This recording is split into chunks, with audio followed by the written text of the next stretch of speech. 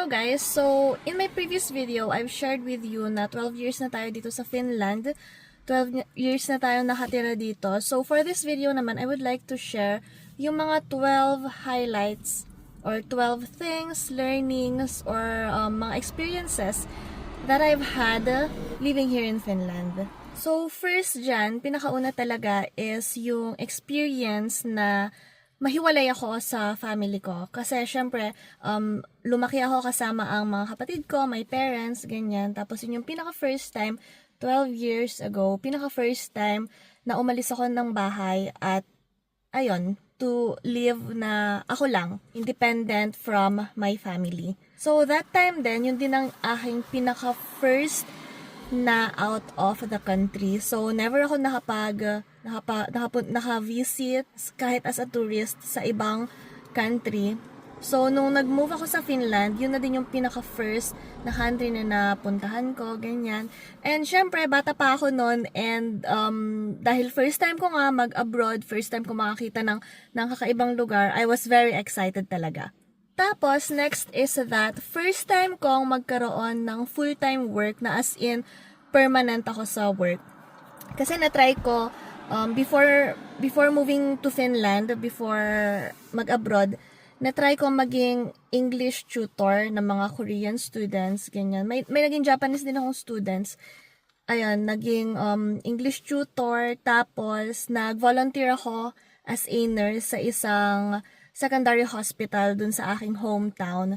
So, ayun, ang masarap lang din yung feeling, yung experience na meron kang full-time job na monthly and regular kang sumasahod and also nakakatulong sa family ko. Fourth is that I've learned to live independently. Na ako lang yung aasahan ko, wala akong aasahan na parents, na magulang, na mga kamag-anak, ganyan. Although yung first years ko naman sa Finland, kasama ko sa bahay yung friends ko. Pero syempre, yung mga decision making mo, ganyan. Sa'yo lang yon. So, natuto ako maging very independent, ganyan. Tapos, yung panglima naman doon, mga unang taon nga na andito kami sa Finland, may kasama pa ako nakatira.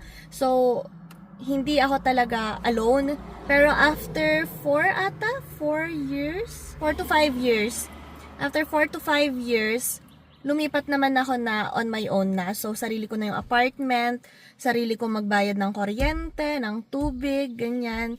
Tapos, doon na din papasok yung budgeting. Kasi, syempre, wala ka nang ka-share na sa mga expenses, sa mga groceries, ganyan. Andun na yung talagang magbabudget ka ng para sa mga daily expenses mo. Tapos, very good opportunity sa akin ng Finland na andito siya sa Europe kasi nakapag-travel ako, guys, sa madaming countries. Kung hindi ako nagkakamali, 24 countries in total ang napuntahan na natin. And very good experience talaga siya. Siyempre, nakakatuwa na I had this opportunity to like explore and travel. Tapos, ang dami kong na-experience, guys, na siyempre, never ko naman na-experience nung nasa Pinas ako. Like, na-enjoy ko ang mag-camping. Ayan. Tapos, natuto akong mag-ice skating, natuto akong mag-ski, natuto akong mag-bike. Sa Pilipinas talaga, hindi ako nagbabike. So, dito natuto din ako ng mga ganon. Mga na-experience din natin na ganyan. Tapos, next one is super na-appreciate ko ang nature nung nag-move na ako dito sa Finland. Kasi napansin ko na talagang inaalagaan ng Finland yung environment nila. Madami silang mga natural parks, reserves, mga ganyan na talaga namang minemaintain nila, inaalagaan nila. And kahit nakatira ka sa city, for example, Helsinki, meron pa din mga places doon na talagang preserved siya, na talagang well-maintained yung mga parks, ganyan, mga forests, ganon. Tapos, ayun, may mga designated trash bins. Sineseryoso nila in general ang mga Finns ang waste segregation. And makikita mo din talaga yung mga for example, rabbit, ganyan, mga deer, ganyan. Free silang nagro-roam around. Tapos next, natuto ako ng ibang language. So, natuto ako mag-Finnish. At first, syempre, sobrang hirap siya. Pero, this time, after 12 years naman, okay naman na yung conversation skills ko and yung okay na yung everyday life na nagma-manage ka with the language. So okay naman na. Idagdag ko lang din pala dun sa mga natutunan ko. Natuto ako dito na mag-bake. Natuto din akong mag-knit, mag-ganchilyo, ganyan. Ayun, kapag pala nagiging independent ka na nagsosolo ka, ganyan, madami kang mga bagay na natututunan. Next is that I really appreciated silence and social distancing. Sobrang na-appreciate ko na siya ngayon na hindi boring ang silence, hindi boring ang social distancing. In fact, nakakapagbigay pa siya ng peace of mind. So, natutunan ko kasi sa mga Finns, masyado nilang nire-respect yung privacy ng isang tao. Nire-respect nila yung silence ng isang tao. And makikita yun sa madaming bagay. Like, for example, kapag nasa may bus stop ka, hindi sila basta-basta dumidikit sa'yo. Or kapag naman nasa bus, public transpo, hindi lang bus, even sa train, metro, ganyan, hindi sila basta-basta tatabi sa'yo. Kung meron namang ibang space na pwede silang umupo, as much as possible, i-respect nila yung own space mo. So, hindi na natin na ituloy guys yung vlog kasi nalobat yung cellphone ko. Well, anyway, let's continue. So, 11th is that living here in Finland, I was able to experience 4 seasons. So, I grew up in a country with only 2 seasons. So, sa Philippines, we only have, syempre, summer, dry season, and then rainy season. So for me, first time makakita ng snow, first time maka-experience ng winter, ng autumn, ng spring, for me it was a very exciting experience. And at first, well, even though naman until now, it's still very beautiful. Winter is beautiful kapag full of snow ang paligid, and also autumn is very beautiful. And also actually spring, kapag nakikita mo na yung mga flowers nag-bloom, nakakita ka na ng green sa surroundings mo, yung feeling nun, exciting siya kasi parang feeling mo ang lapit na ng summer.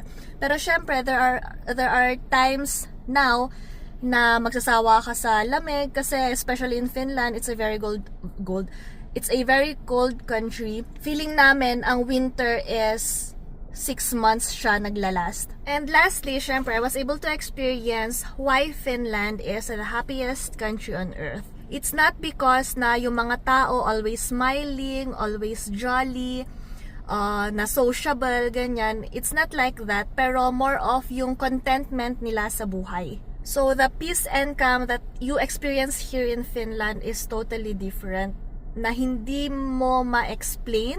Yung simpleng sunshine, matutuwa yung mga tao. Simpleng kapag summer, ganyan, ang gaan sa feeling. Life here, I could say na simple. Simple lang yung life dito.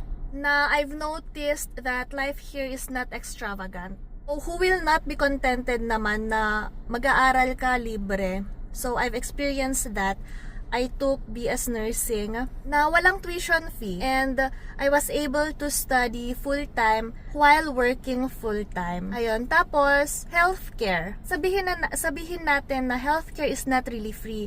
Meron ka pa ding babayaran, and also your tax, mataas ang tax dito sa Finland.